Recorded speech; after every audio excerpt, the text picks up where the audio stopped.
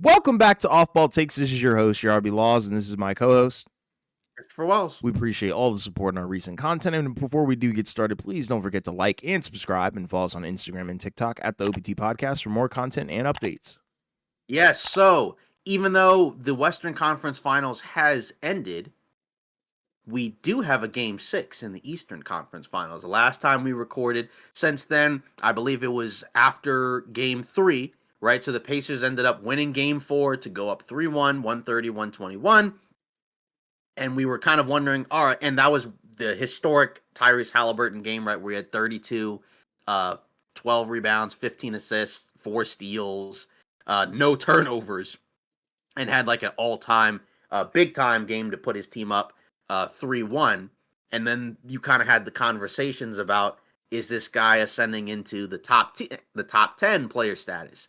Then it was followed up by a Game 5 where, give credit to the Knicks, played with pride, played with desperation. They ended up winning 111-94 in a game in which Tyrese Halliburton had only 8 points, 6 assists, 2 steals, 2 for 7 from the field. Just wasn't really present for most of the game. But from the Knicks' perspective, right, you got 32 and 5 from Brunson on 67% shooting. And then you got 24 and 13 from Karl Anthony Towns, shooting 50%, playing through, I think, a knee contusion, something like that. And then, you got other guys that chipped in, right? Bridges had 12, OG had 11, but didn't shoot very well. And then, the big thing for the Knicks now is Josh Hart's part of the second unit, double-double off the bench. And now they also, have kind of opened up their second unit guys where now you're getting minutes from some of the other bench guys like Landry Shamet and DeLon Wright, right? Where they're just extra bodies that are coming in, providing different looks, and not really mucking anything up, right? Not really taking anything away, which I think was one of the issues with Cam Payne. The Knicks defensively did a much better job, right, in terms of playing with effort, just kind of not really just kind of conceding on switches, right? Kind of not allowing Brunson to just get kind of picked on at times. And they also had basically both of their wings, right, guarding the Pacers' backcourt, right? Like it wasn't like OG's guarding Siakam, right? He was actually guarding Nembhard, and then Bridges was guarding Halliburton. So, the thing from this over the course of this series is it's tough because we picked the Knicks to win this in 7, right? But through the first 4 games, the Pacers were better, right? Like Game 1 was just kind of a stupid loss, right? Where Aaron Nesmith hit 6 threes in the fourth quarter, something that had never happened before. But then the Pacers won Game 2, right? And then obviously the Knicks looked like they were going to go down 0-3, and then Towns saved them. And then they ended up going down, climbing back in 2-1. Then the Pacers won that Game 4, right, to go up 3-1, and it kind of felt like, all right, this might be over. But the Knicks are still alive. They still have a chance to possibly extend the series on Saturday and get it to a Game 7 in New York, where usually when you're up 3-1, it's usually the home team, but a lot of times the road team, when they're up 3-1, tends to have more of a strong chance to blow this. But it also felt like the Pacers were just like uncharacteristically awful in this game. They had a ton of turnovers. They had 20 turnovers. Offensively, didn't shoot the ball well, right? When the Knicks win the rebounding battle and keep their turnovers low, they tend to do better. They had 15 turnovers. It's funny because even with the Pacers playing really poorly, still felt like at different points you were just waiting for them to come back like they had in some of the other games. It got to within 10 a couple of times in the second half, right? Because the Knicks pushed it up to 20 in the third quarter, I believe. But then, every time the Pacers would come back, the Knicks would run it up. There was a stretch where Towns picked up his 4th foul, and then he had to come out, and then the Pacers cut the lead. But then they were able to extend it. Then they had like a brief spot at the end of the third where they rested both Towns and Brunson. And then they were able to continue to stay alive. And that's kind of been a funny aspect of this series, where their 2 best players, when they're out there together, right? Like the lineup by and large is not particularly effective, right? With that initial starting 5, right? Once they make the changes, it's a little bit better. But then when it's one or the other, they tend to be a positive, and it seems like it's usually just Towns, no Brunson. Statistically, they tend to be better. Now, that doesn't matter as much from the perspective of you need both of them to be really good if you want to win this series. But it's wild, right? Because they haven't really had like a ton of bad games, right? Like through the first 4 games, you had like one bad Brunson game And that was the game that the Knicks won, but they were still down 3-1. And then when you look at the Pacers side, like everybody in that last game, game 5, was pretty bad aside from Benedict Mathurin, who with the last time we recorded, we were like, he may not be able to play the rest of the way because he's been so awful. But then he had back-to-back 20-point games. And in this game was really the only guy who could get going. I mean, you look at some of the plus minuses, right? Halliburton was minus 23. Nembhard was minus 25. Miles Turner was minus 20. And look at the stats, right? 2 for 7 from Halliburton. 5 for 13 for Siakam. But some of that was like when the game was kind of basically over. Then also Nesmith was 1 for 8. Just not a lot of great production. And then Miles Turner had 5 points, 2 rebounds, and 4 turnovers. So just not really a good game from really anybody. And you're just kind of wondering, all right, can they bounce back and win game 6 at home? Because they've only lost, 3 games all postseason, right? You know, they lost 2 to the Knicks and then 1 to the Bucks. And then I guess 1 to Cleveland. So I guess they've lost 4. But either way, they've been so good this postseason. Like, we picked the Knicks to win the series. It feels almost kind of inevitable that the Pacers might close it out. But I don't know. Like, there's no guarantee. Like, if the Knicks play their game and they get good production from all these guys now, you know, where they're now playing, you know, like 8 guys, and then, you know, occasionally you might bring out Precious Achiuwa, like, you know, you could do better. But then you also factor in, you know, the Pacers consistently have been pretty good. So you almost can't imagine that they're going to blow 3 straight.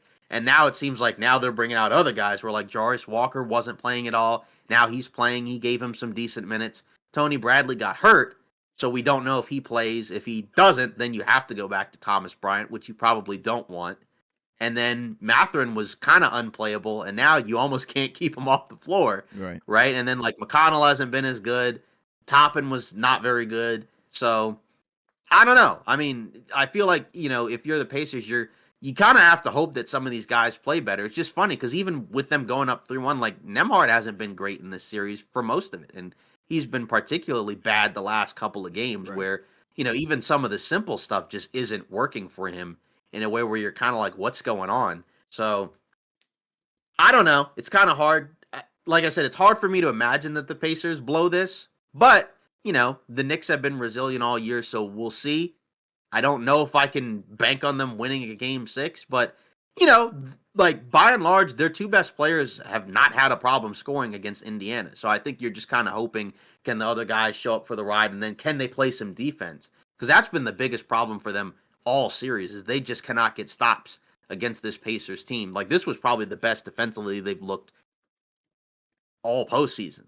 Yeah, for the most part, honestly, especially because the Pacers are such a great offensive team. So, what do you think?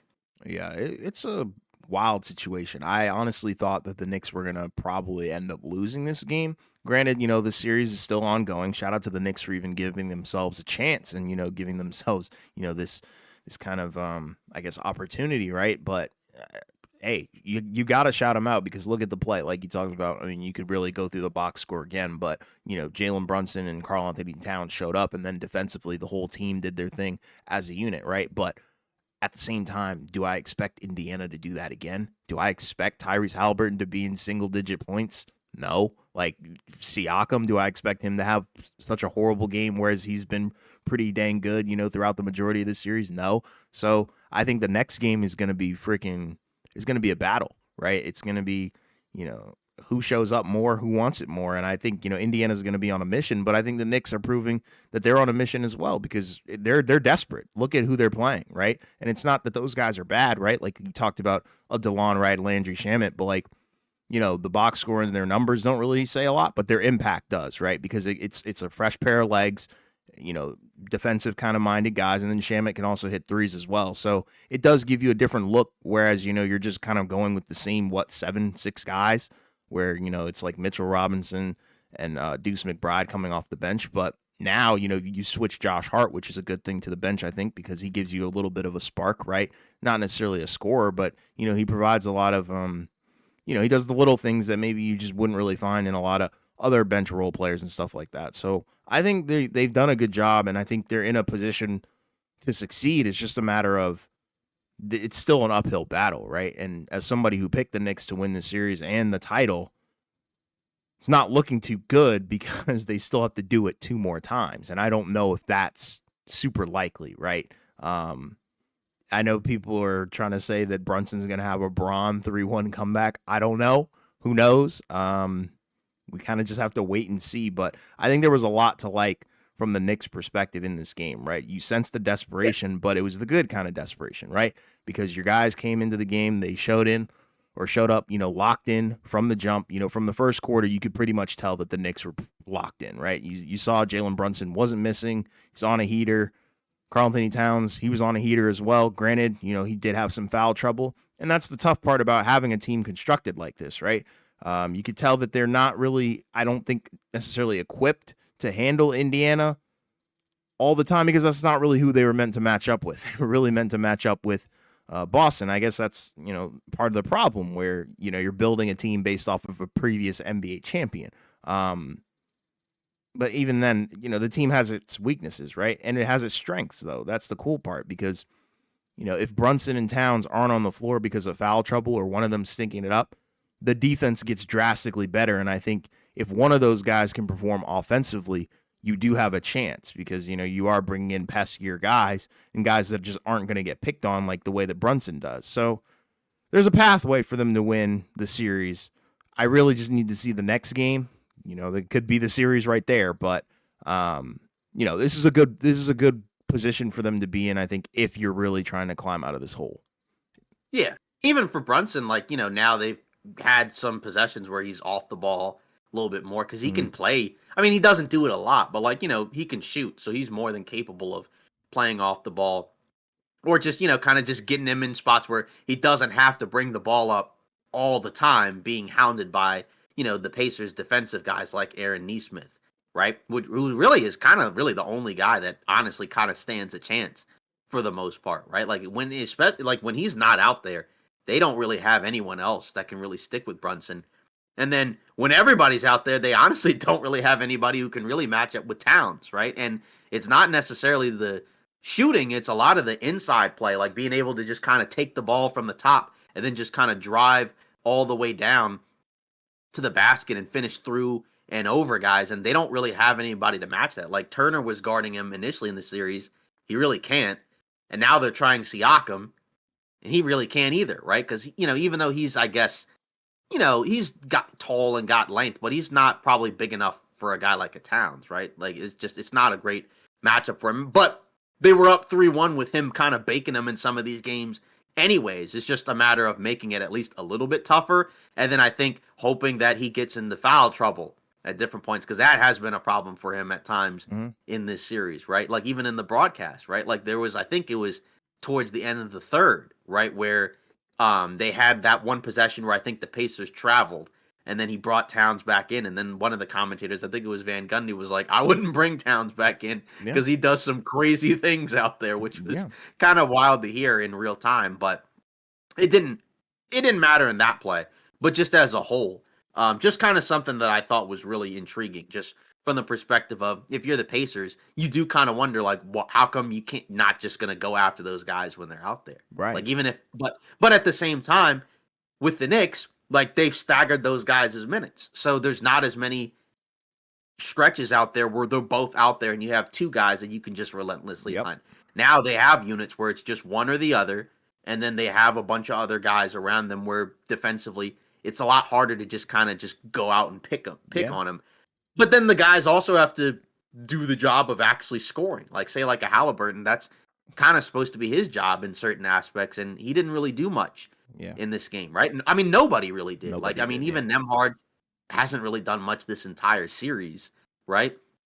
And then, that's not really some of the other guys' games. You know what I mean? So that's just kind of something to watch for as this series goes on. What did you think of the Halliburton discourse? Because I know like we hadn't recorded Mm. since that time, but it just kind of felt, kind of wild, right? Where like one day after game 4, there's the question of is he a top 10 guy? And then all of a sudden it just completely goes away and is just kind of Well, ruined by him ending up having like a really quiet game. I feel like What do you think? that's Because we that's both voted him in for All NBA third team, so I think we're yeah. both very clearly fans of his. But Yeah. what did you think I of that? mean, big time advocate for the guy. We'll probably always defend him in all reality. And that's the thing. I don't like the flip floppy NBA discourse. I really hate it. Like, pick one side. I get it. Year if a year goes by and you don't like something that happened, all right, that's fine. That's respectable. But if we're going game by game, that shouldn't take anything away from his play. And I feel like that's something that's always really been a part of his game, right? Even like in previous years, we already know that when he's not aggressive, he's not as impactful. That's okay. But if he has a bad game, he has a bad game. Players have bad games and bad stretches. It happens. Because I remember at the beginning of the season, people were like, yeah, this guy's garbage. He's a fraud, XYZ, yada, yada, garbage, overrated. And then he had a great close to the season, and he had a fantastic postseason, and is still having a fantastic postseason. Now people are saying that he freaking sold his soul to play freaking elite basketball. Like, what are we talking about? I'm telling you, the fandom is ridiculously out of control, I feel like, when it comes to discourse amongst, specific players. And Halliburton's not the only target, right? We've seen it with other players, SGA this season, which I'm sure we'll get into as well. But, it is unfortunate because I feel like it does take away a little bit of the enjoyment of the game, right? Like, if you're watching it, just watch the game and enjoy it. You don't have to say this guy is garbage because he had one bad game. If he had a bad series or, like I said, a bad year, I'll give you that. But one bad game does not dictate, I think, his play. Because look at all the other games, where he did have great games. The praise was pretty loud, right? But also the disrespect was still loud because people were like, that's a lucky shot. I mean, by that logic, pretty much every shot, in the NBA is a lucky shot. So, like, what are we talking about here? It's just funny how people do twist and change narratives based on one bad game. Did you have him as top 10? I don't think I had him at top 10. I had him close, but right. Yeah, that's I remember where I was. Last year. I had him higher last year, regular season wise, because I thought he was the play-in stuff, or not playing the in-season tournament, the NBA Cup thing. Yeah, it was like almost like peak for him. The peak version of him earlier in the season. It was phenomenal because I was like, I thought there was an argument that he was the best point guard in the league, in terms of being able to score and facilitate. Like, I was higher on him last year. This year, like I said, wishy-washy first half of the season. Didn't really think anything of it. Didn't really change necessarily my concrete opinion on him. Still thought he was a great player. Second half of the season rolled around. I was like, okay, he's back. And I think that kind of makes sense given, what happened in the offseason with him and the postseason last year, right? Because he was hurt in the postseason, went straight into Team USA's thing, was hurt in that as well. So he never really gave himself a proper time to heal. But now that it seems like he's at, full strength, he's back and, better than ever. So, but what he brings to the game is ridiculous, in terms of, the offensive stuff. And I think he cemented himself as one of those guys whose IQ is, up there with like Braun and Luka in terms of what they can do and how fast they can really process, what's going on a court and how they dictate and manipulate the game. So I think there's I wouldn't be mad if somebody had him in top 10, right? Like now, currently. Yeah.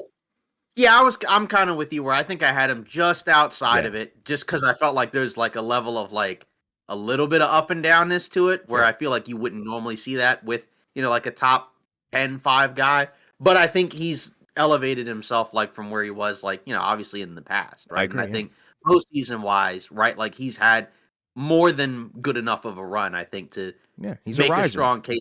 Yeah, exactly. Yeah, to at least show the case that he can be a riser. Of course, like he'll have bad games, but he's also had some big games when they needed it the most. Right. Like to close out a series, not this one, right? But but we'll see, because there'll be another opportunity for him to have a big game, and they're gonna need it from him. I don't think they're gonna win one of these next, I don't think they're gonna close out this series without him having a huge game. Yeah, in my opinion, I agree. Unless it's like a collective effort where everyone shows up and it's just a complete blowout. Yeah, I agree. Which we haven't really seen in this series outside of the last game. Yep. Yeah. So, and I just wanted to touch on that just because I know the last time we recorded that was before that, and like you said, that's when these things kind of go, haywire, right? It's where wild. that's how the conversations go. But I'm excited because I'm at least glad that we got one series that went 6 or 7. Yeah. Whereas the other one not so much, and I guess we'll get into that one right now since the last time we recorded, right? We had, I believe, because I were the Wolves up 3-1 the last time we recorded, or The the Thunder, Thunder, were the they up Thunder were 3-1? up 3-1 last time we Yeah, because recorded. I remember, because I think we recorded after that crazy game 4, Yes. right? Where like, or 3 or 4. No, it was after game 3 when the Wolves blew out the Thunder. I don't Yes. think we recorded after game 4 or 5. So at this point, everybody already knows, right? Game 4, that was the crazy back and forth game where, all three of OKC's guys played well, played great. Felt kind of like if it wasn't already in the Denver series, right? Kind of a coming out party for all those guys, right? Where they effectively kind of ended and closed out the series, right? Randall and Ant don't have impactful games, right? Like, Randall was not good at all.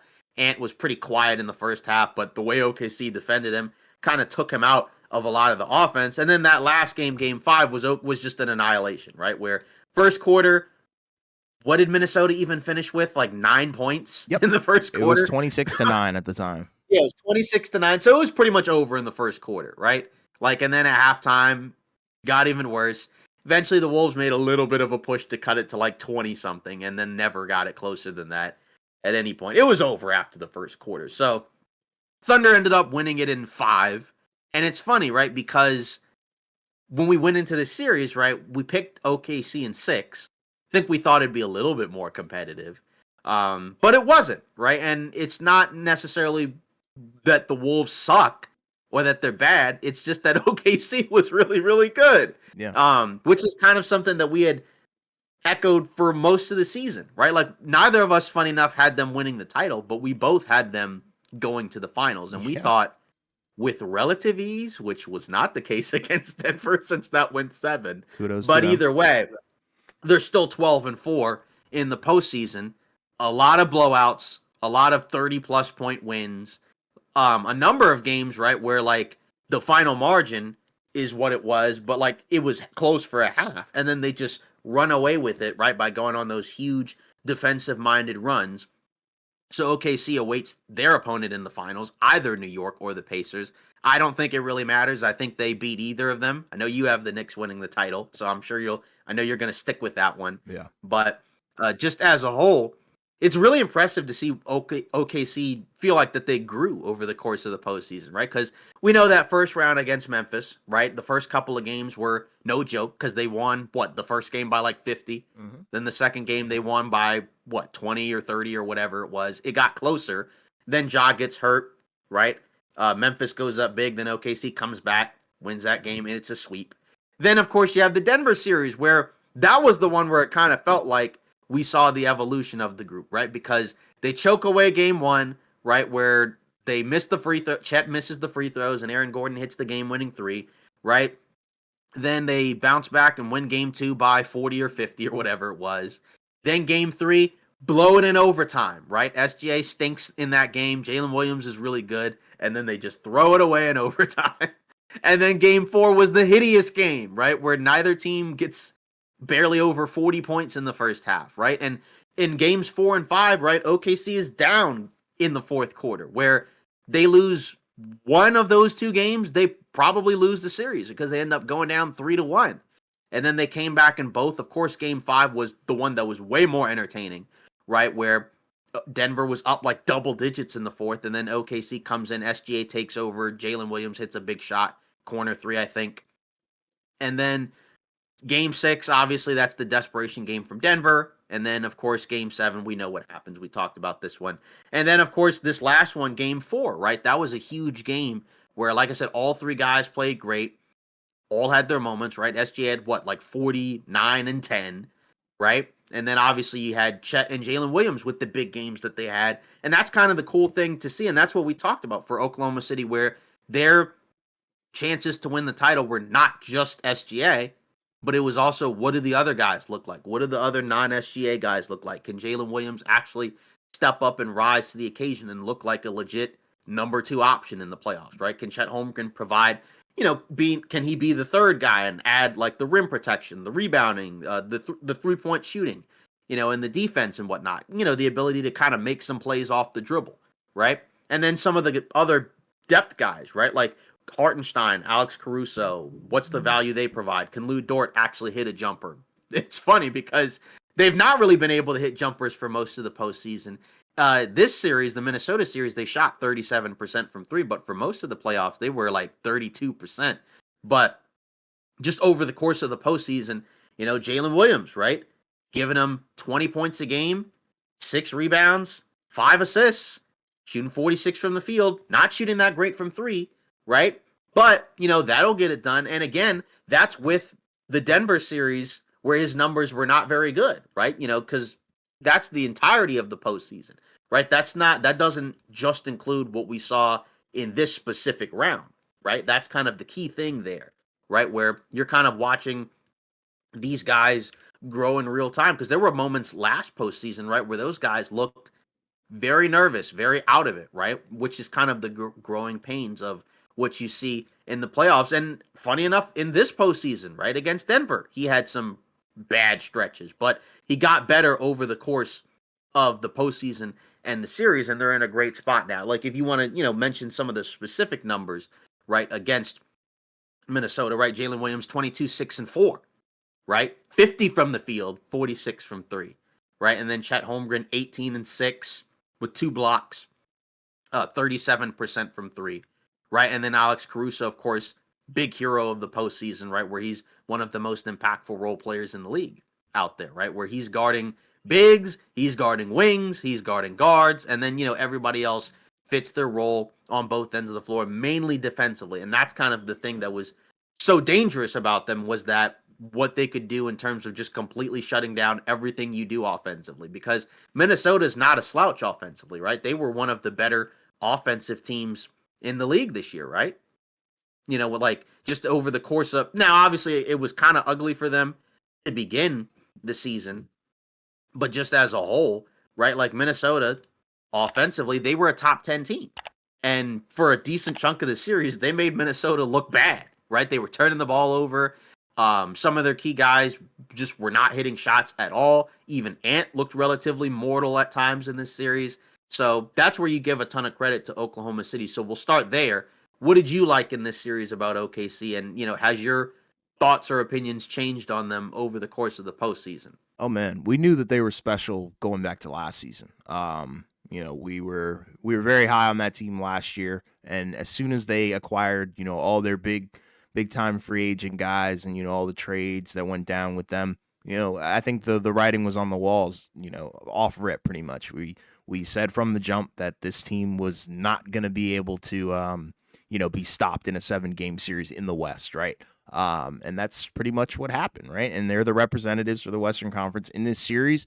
I think you have to be impressed with what they're able to do on both ends of the floor, right? And I think game 4, like you said, was the big one, because that was kind of the turning point. That was where Minnesota could have either, responded in a big way, which they tried to, but I think people forgot that Oklahoma City is a good responding team as well. And, I know the Shea game with the 40 bomb is amazing and all that, but I think the real hero of that game was J-Dub, right? And he was the guy who was responding in a lot of situations, because Minnesota, they were throwing everything that they had, pretty much at Oklahoma City, and those shots were falling, right? But J-Dub was the one who was really silencing them. Obviously, Chet and Shea did their things as well, but it really felt like J-Dubs were the most timely buckets, and that's the cool part, because I know he had gotten a lot of scrutiny, not just from other people, but from us included, where he had to show up if they were going to get to the finals. And lo and behold, he had back-to-back amazing games, and like you said, a great series overall from him, and showcasing why he is a true number 2 on this contending Oklahoma City team, because not just because of what he does on the offensive end, that's the icing on the cake, but the defensive stuff is what he's really good at. I think, he's super versatile, can switch between, guarding a guard or a big man, if need be. And he can pretty much guard 1 through 5 at being 6'7", 6'8". So special talent, defense. 6'5". Really? He's 6'5"? Yeah, I thought he was like NBA.com 6'6", 6'7". NBA.com has him listed as 6'5". Yeah, that's even more impressive. He's The fact. got crazy long arms. Exactly, yeah. So, his reach, like you said, length, ability to score the ball and defend, it just makes him the perfect complement to a guy who can also do that, more so on the perimeter in SGA.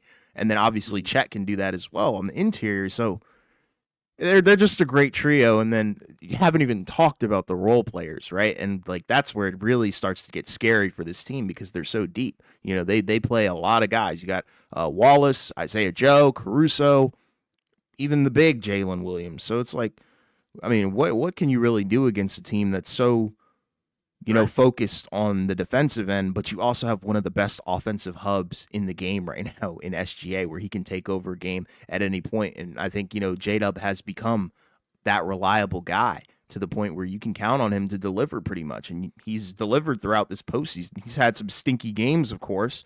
And, Right. the noise is going to be very, very loud when he does have those bad games. But at the end of the day, he showed up when it counts and when it's mattered the most. And I think that's the most Right. important thing. So yeah, I've been thoroughly impressed with their execution on both ends of the floor and their ability to outplay, you know, significantly, I think, the Minnesota Timberwolves, their star power, right? Like Anthony Edwards, Julius Randle, I feel like they went kind of ghost, a little quiet, especially in game four.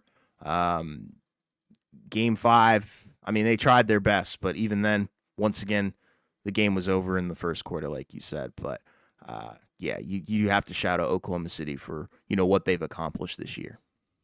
Yeah, and that's the big thing, and you mentioned like it does start with SGA, right? Where he's just been, one of the most consistent stars this postseason, right? Where like every game, it doesn't matter. He's putting up somewhere around 30 points a game, in addition to what he's going to provide you, in terms of the defense, some playmaking and passing.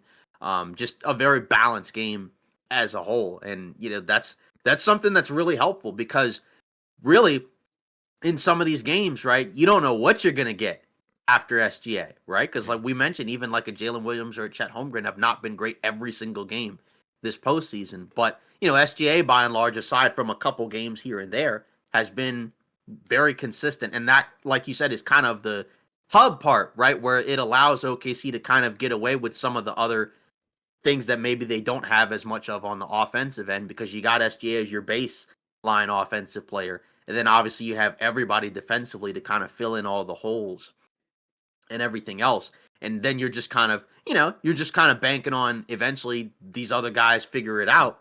And they have over the course of the postseason, right? And, this isn't even in theory the best that those guys could be, right? Like, because, in terms of Jalen and Chet, right, they're both, what, 23, 24? So, like, they're not even at their peaks yet, right? Mm-hmm. Whereas SGA, he's a little bit closer to entering his prime. Like, this was like the best we've seen of him pretty much, Yeah. right? So, he's now entering his prime where you're going to probably get like a pretty consistent baseline level of production from him. Then it's all about the young guys continuing to grow, and they're still going to have a ton of flexibility after those guys, right? Where they'll have, whatever other picks they have, right? And we can talk about that more potentially depending on what happens in the finals, but, they'll have some guys on the roster who didn't play, who might be, getting some minutes next year, right? Guys like a Topic or others, so we'll see.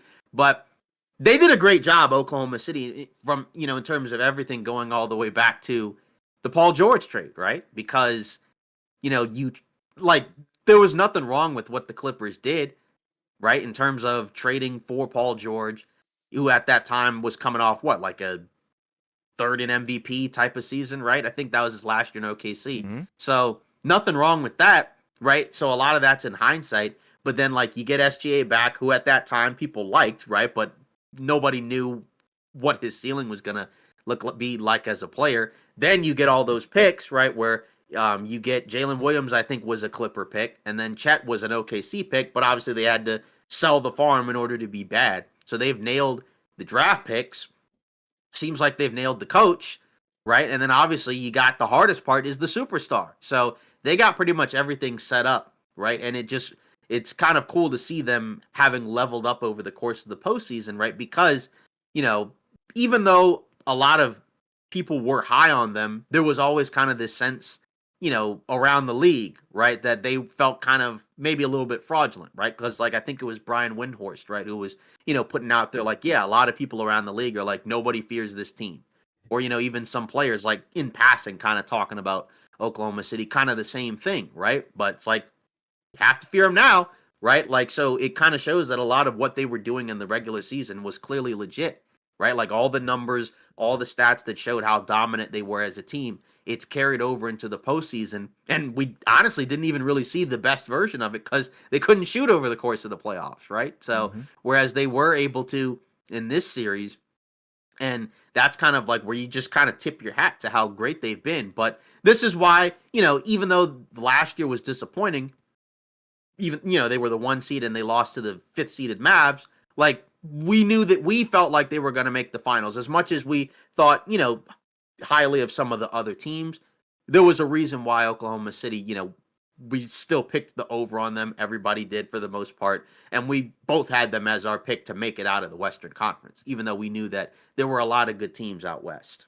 Yes, sir. It's wild, their pathway and Mm-hmm. like you said, the growth and maturity I think of the team and their responsiveness, right? They've answered Right. every challenge and they passed it, with flying colors. It's kind of just wild to even think Mm-hmm. that we're in this situation and they're so young. Like it's crazy. And if they Right. win the title before a lot of these guys need to get paid, oh boy, this is going to be crazy.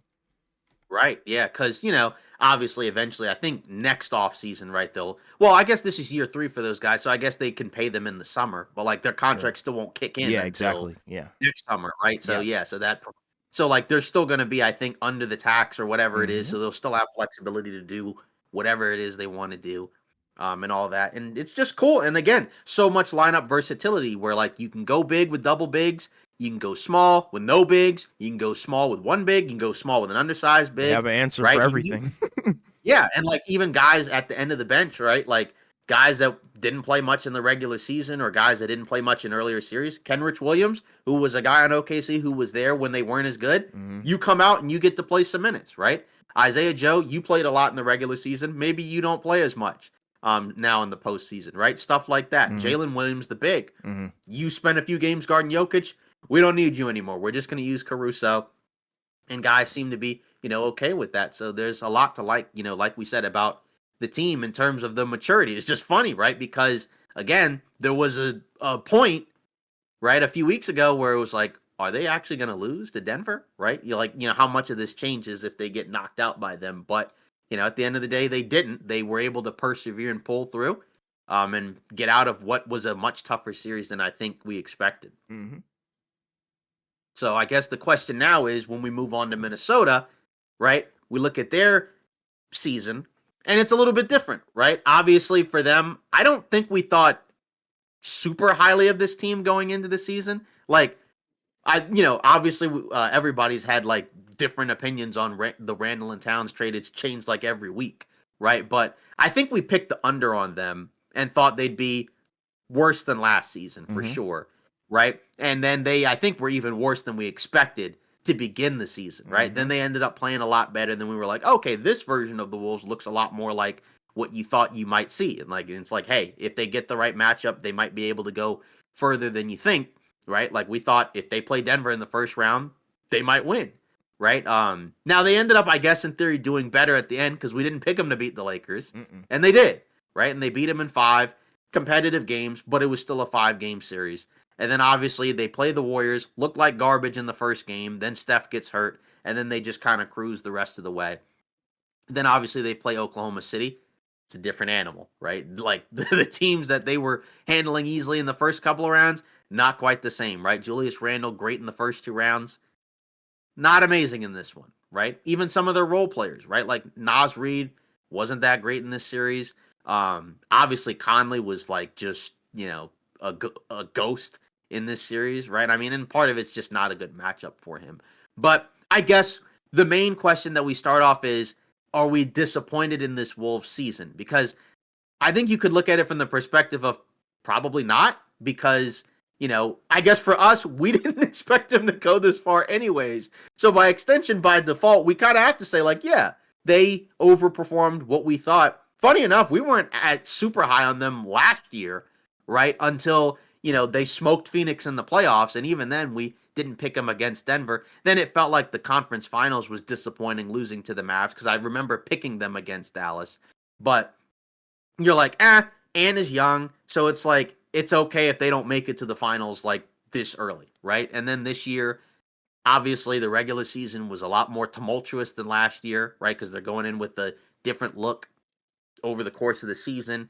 But then they still make it to the conference finals. This time they lost to a much better team, in my opinion. So I don't really look at it like that. I don't really look at Ant differently, right? Like he still has to get better and improve in different areas, but we kind of already knew that, right?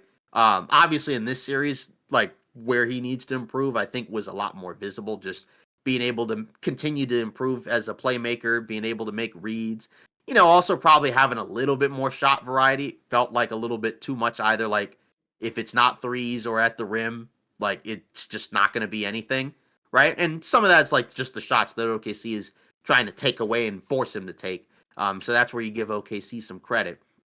But I guess, we'll start there before we talk about the offseason. What do you think of Minnesota's season as a whole? Because, like I said, I don't really look at it as a disappointment.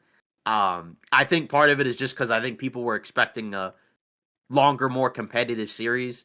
But it's like, hey, you played a team that, won almost 70 games. And I guess now, if you add the playoffs, like they've won like 80 games, which is, historic territory. Yeah, they had one of the most disgusting, I think, regular seasons that I've seen in a long time. Like you said, the start, I think, is what really threw me off about that team. It really kind of just messed my whole outlook and view and perception of what they were going to look like going into the postseason. But then the postseason completely made up for it, right? And I think that's where, I don't think that this season was a disappointment at all, right? You have one of the youngest superstars in the league right now. Anthony Edwards is only 23. I think people are forgetting that. He's not, SGA level, like 26 yet. So he's only 23, and he's been to back-to-back Western Conference finals. And I think that's a feat, that people aren't really talking about as much as they need to be. So I think you have the best base possible that you possibly could have, if you're Minnesota, because you have, some great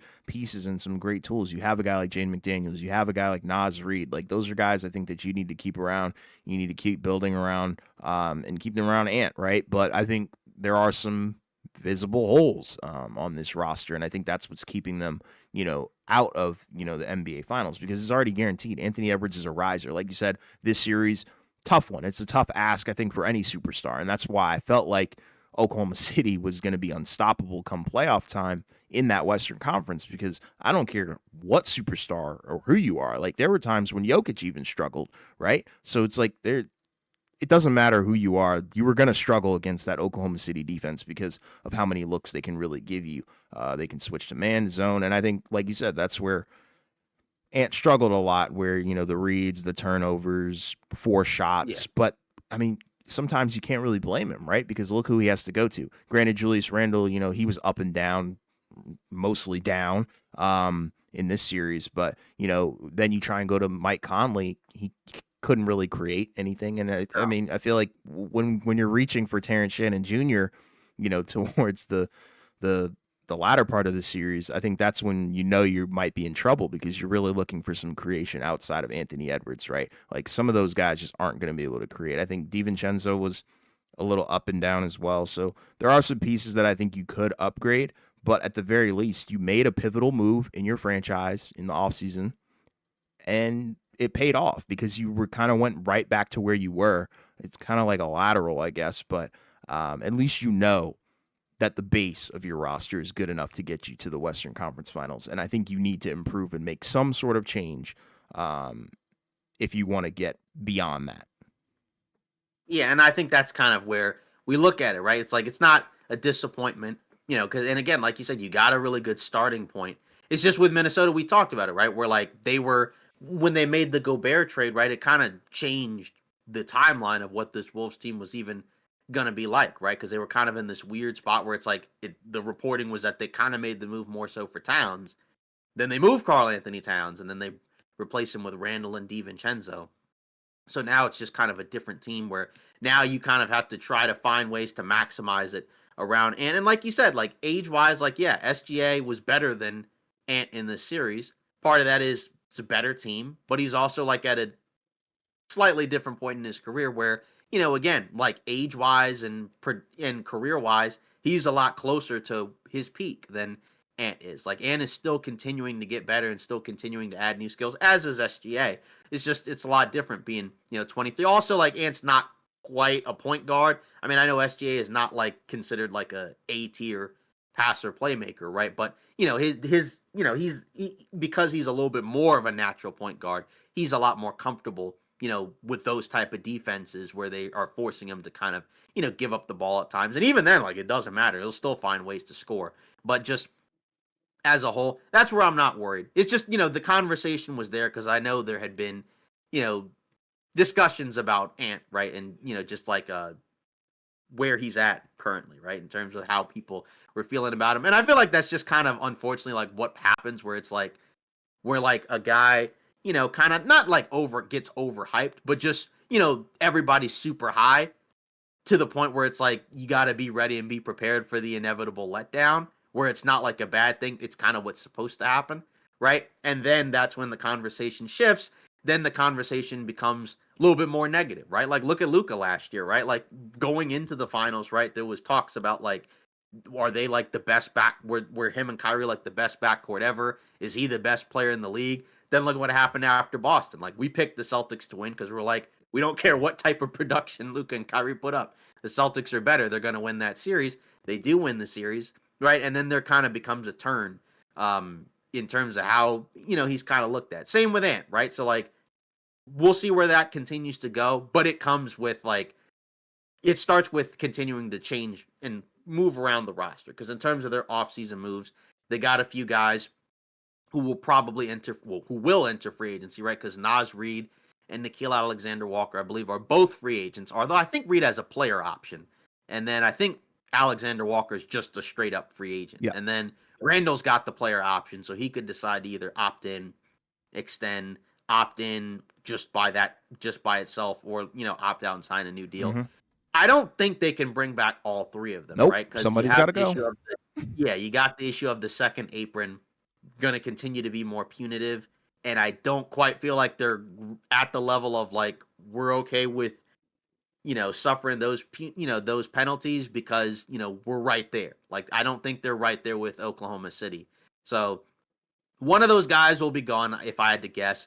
Probably Nickeil Alexander-Walker, only because I'm thinking you have Dillingham, who you drafted as a point guard. So like at some point, maybe he replaces Conley, and then maybe Conley's a backup, and then DiVincenzo's just like your backup too, and kind of I guess replaces maybe what Alexander-Walker does, and then you just have Reid, then do whatever you do with Randall.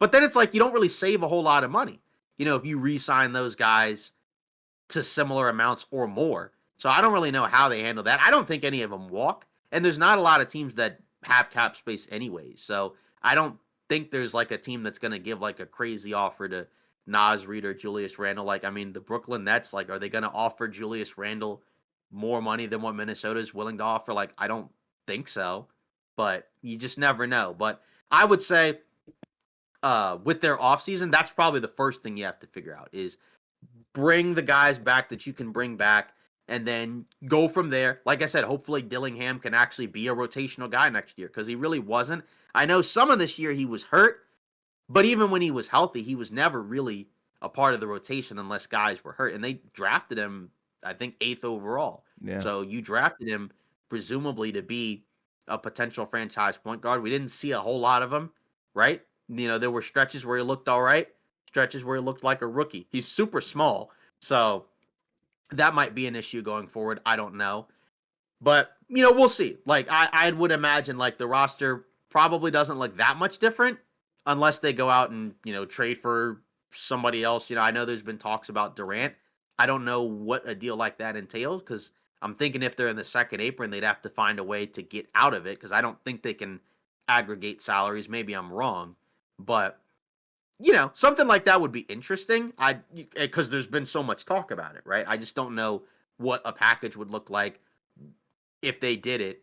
And then if they don't do it, how much better are they going to look? Because some of it's just going to be Ant's going to have to improve. But I think if you can get some type of upgrade at the point guard spot, just another guy who can handle the ball and create some offense and play make for others, that could go a long way. Just because then it's not quite as difficult to we're just going to blitz Ant, take him out of the game. Then you're kind of just hoping and banking on everybody make shots. And it almost worked. It almost worked in game 4, but it wasn't enough. So, we'll see. But I don't know. I don't know. I don't think they'll have like the craziest offseason, but you just never know around this league. But could they go after Durant potentially? I don't know, but I know that's kind of been something that's been discussed. But either way, regardless, they need to add some additional ball handling and playmaking, no matter who they add or pick up, because that can't continue to go on. Because it's just too easy for a team like Oklahoma City to slow them down. Not everybody can defend like Oklahoma City, but just as a whole, at times even in the Warriors series, right, it was kind of tough for them in stretches. But eventually they figured it out. But OKC is a team you're going to have to battle for in the West for a while because they're not going anywhere. Yeah, I mean, for me, I think priority number one should probably be re-signing the Nas Reed Right. and Julius Randle, right? I think that's Mhm. kind of like no question. And I think, with their success in the playoffs so far, I don't think there's really a need to go after a guy like Durant anymore. I think that was more so of a regular season kind of thing where people were so low on how they looked, during stretches because people were questioning the fit of, Randle and Anthony Edwards. And I think people were more higher on a potential fit of KD and Anthony Edwards. But nonetheless, the second option, or the second thing they need to address, obviously, is definitely the point guard position. But the problem is you're playing a dangerous game there, and because I feel like you'd Mhm. probably realistically want Rob Dillingham to live up to the potential of what he could be as an offensive guy for Minnesota. But that's a lot of trust to put in on one guy, and I don't know if that's possible. But I think Mike Conley, as great of a vet as he probably is, and great of the locker room guy as he is, um, he's just not the answer. I think going forward, if you want to make a legit run, right? Like I think you do need to prioritize youth in this situation. And I would also say, maybe free up some minutes for the younger guys as well. Um, Terrence Shannon, Shannon. yeah, Terrence Shannon Jr. I mean, it looks like he has some promise, in the small minutes that we got to see. Jalen Clark as well, Rob Dillingham. So I feel like there's an opportunity for you to kind of get better with some internal development, right? We already know Ant's going to get better. Right. DiVincenzo, Randall, they're both, I guess, acclimated to the system now. It's a good system, clearly, because they got to the Western Conference Finals, but. There is, like I said, room for improvement. So either you make a significant move in the offseason, which I don't think they're going to do, or you just bank on internal development, which I think is probably more likely. Yeah. I the reason why I brought up the Durant thing was because I think it was today. It was from Hoops Wire, right? It was from Sam Amico Mm, or Amico. mm. He mentioned, quote, the Timberwolves need another alpha next to Edwards to win it all, which is why sources told Hoops Wire that Minnesota is expected to pursue a Durant trade again this offseason. Because we know at the deadline that was something that they talked about because they're looking for an alpha. So we'll see where that goes. But either way, like I said, regardless of whether or not they get Durant, you have to improve the playmaking just because it can't just be Ant and Randall and then not anyone else really is capable of handling the ball and making plays against like a pressure defense because you saw it right, like DiVincenzo's not really a point guard. He's much better when he's able to kind of just catch and fire, Yeah.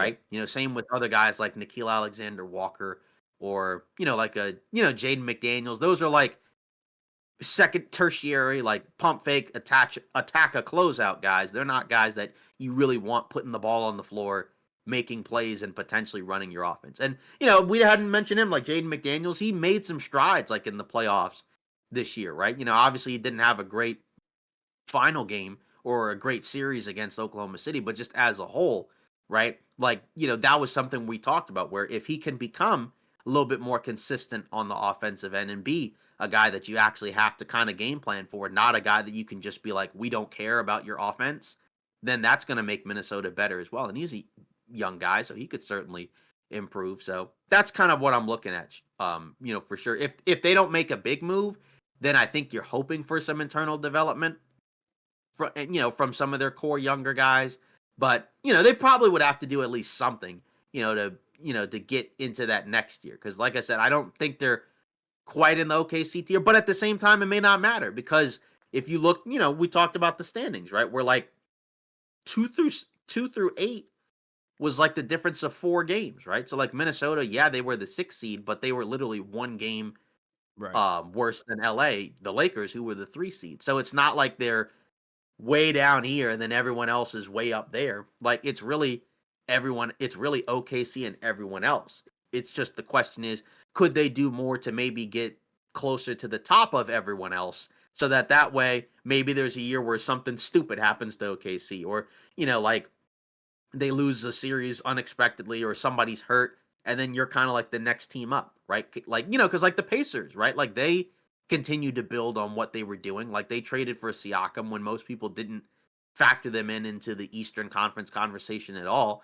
And then like they make the run to the conference finals, and now they're back in the conference finals again, and potentially are, just one win away from the NBA finals. So, I don't, so you don't always have to do something drastic. Like sometimes it could just be continuing to build and believe in what you have. But either way, I think Minnesota is still in like a good spot. Like, they at the very least they have some more flexibility. So we'll see kind of where they go from there. I'm just like, when you draft Dillingham, he kind of has to be hopefully a guy that can continue to progress. And I haven't seen enough of him to really make a proclamation. I don't think it'd be fair Yeah. to say that because, it's just you would at least think that a top 10 pick would get minutes on a regular season team, but hopefully in year 2 he'll be a bigger part of the rotation. I think he would have to be for Minnesota to be better. Yeah, I agree. Yeah.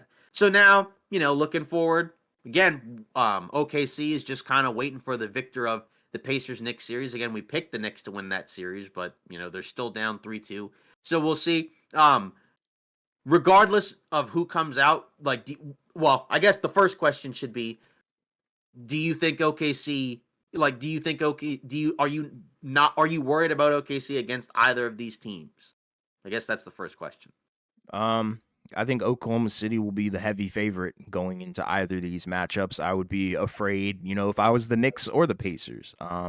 Just because the tenacity, I think, is going to continue on both ends of the floor. It's not just the Western Conference. They can easily dominate the East as well. So, I think they'll have a very easy path in terms of, adapting to either of these teams, right? And defensively, they're going to throw everything they have at, the number one and number two options on both those teams, right? I think they're well equipped to handle a guy like Tyrese Halliburton, definitely well equipped to handle a guy like Pascal Siakam. Towns, I think you can match up with him well. And probably Brunson as well, right? You have some pesky defenders and you also have some brutes as well. So it's like, what can you really do? I think if you're those teams, I think it's going to come down to execution if you have a chance. But yeah, I would probably end up picking Oklahoma City in that one if I'm going to be brutally honest, even though I do have the Knicks winning the title. Yeah. And I guess then the other question would be, which team do we think might give OKC a tougher time? Because I think I'm with you where I think OKC will be the heavy favorite against either one and probably beat them. Even if the games are close, like I don't think it'll be much longer than like 5 or maybe 6. Yeah. Maybe that's underestimating those teams a little bit too much, but just the East playoffs is a different animal, I think, than what we saw in the West, and I think OKC would be tougher than any of those teams have faced in the East, even though offensively, right, like they're a little bit more up and down, but we'll see. Yeah, it is kind of a tough question, right? Because I feel like these teams have been pretty even throughout the postseason in terms of like, New York and Indiana. Right. But in the series, I think you have to tip your hat to, Indiana and what they've been able to accomplish because, what they did in the first 2 games, right? That kind of just sucked the life out of the whole series. Now the Knicks are just starting to show, little signs of life to the point where you give them a small chance of winning that series. But yeah, I'd probably go with Indiana. I think Indiana might give them a little bit of a run for their money just because, you do have a guy like Halliburton. And we know how special he is once he gets it going, right? If he has a 30-point game, like if he has a 30-point triple-double, then you're probably winning that game because everybody else around Halliburton is playing well. That seems to be the trend. When Halliburton plays well, it seems to be a nice little trickle-down effect where, everybody feeds off of that kind of energy, right? And Siakam normally does as well. So that would be the thing. And I think probably Indiana would show up defensively a little bit better, I think, than New York. I think New York has shown severe lapses of defense at times, and it's really, kind of bogged them down to the point where they just don't have enough energy and, adjustments, I think, to really,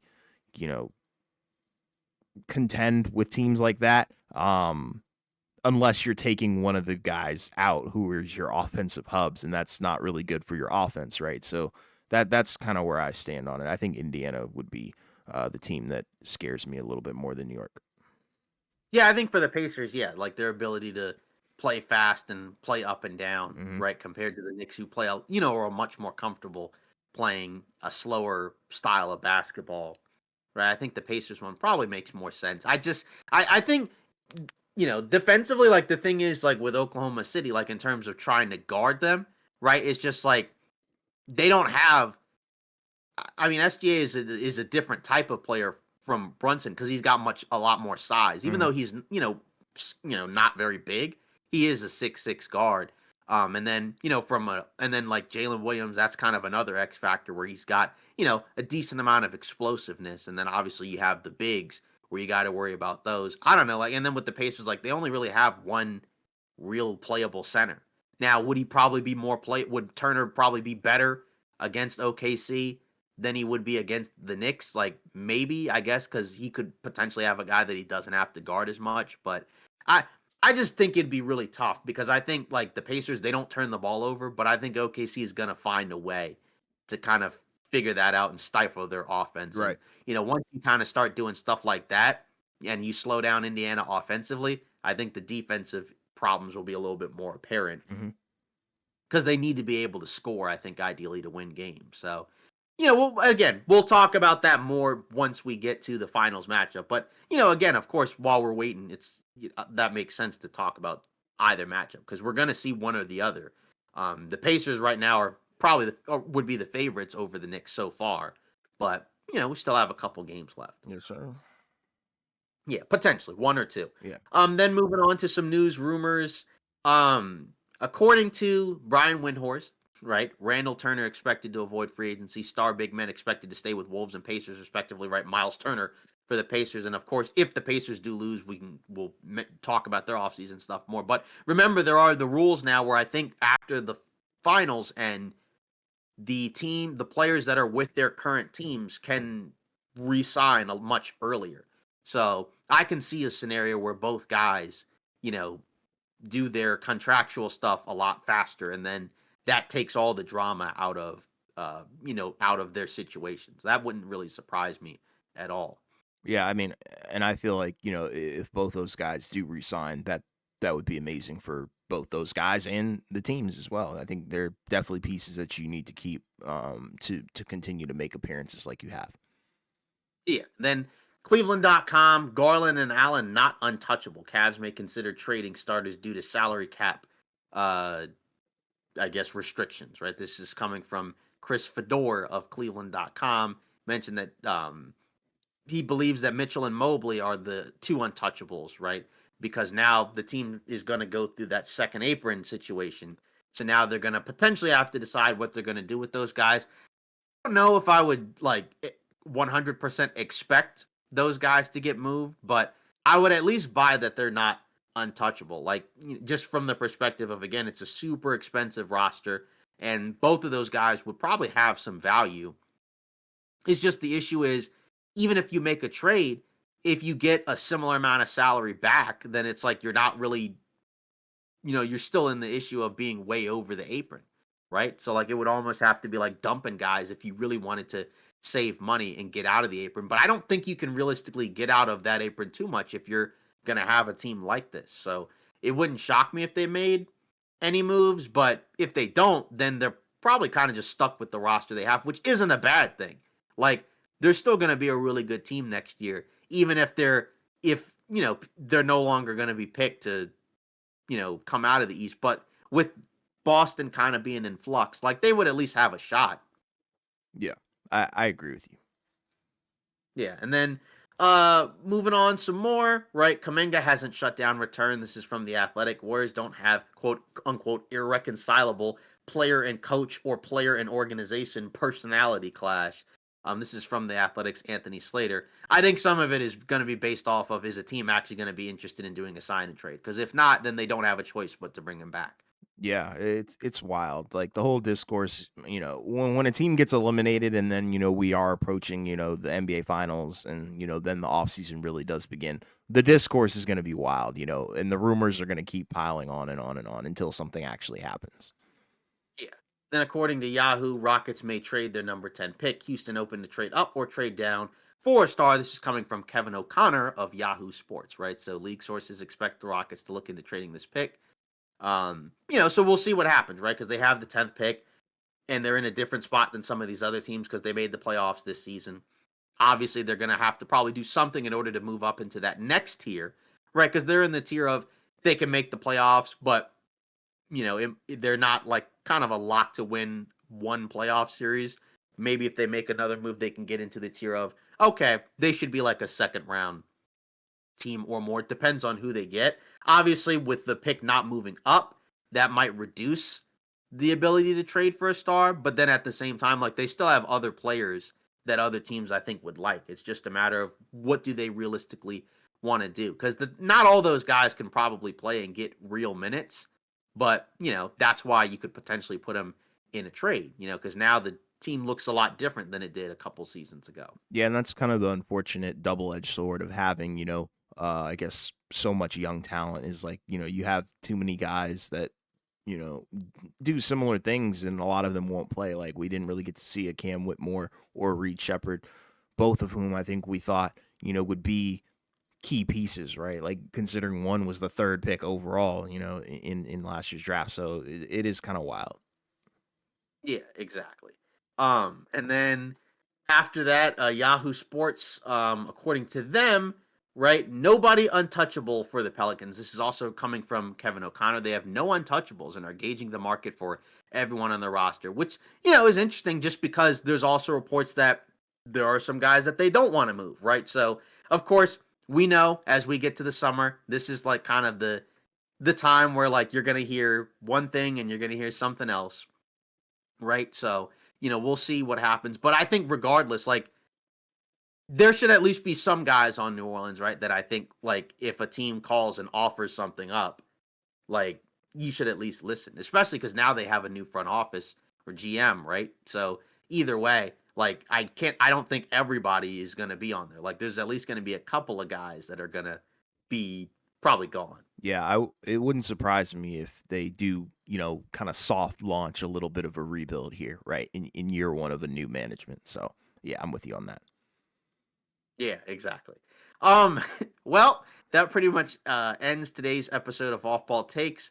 Again, as we mentioned, we normally didn't this time, but usually we have polls, for on IG that we leave so that way we can go over them. Didn't have one this time, but if you want to join in, go on our IG at the OBT podcast, right? And kind of give your response, and then we'll read it at the end of the episode. Of course, leave a comment. We'll try to pick one if we like it, and then read that at the end of the episode. And of course, continue to like and subscribe to our channel in order to help our channel grow as we've gotten past our, previous goal of 200 subs. We're trying to get to 500, maybe 1,000. So let us know and let us help. And obviously, continue to support us. We appreciate it all. We'll see you in the next video.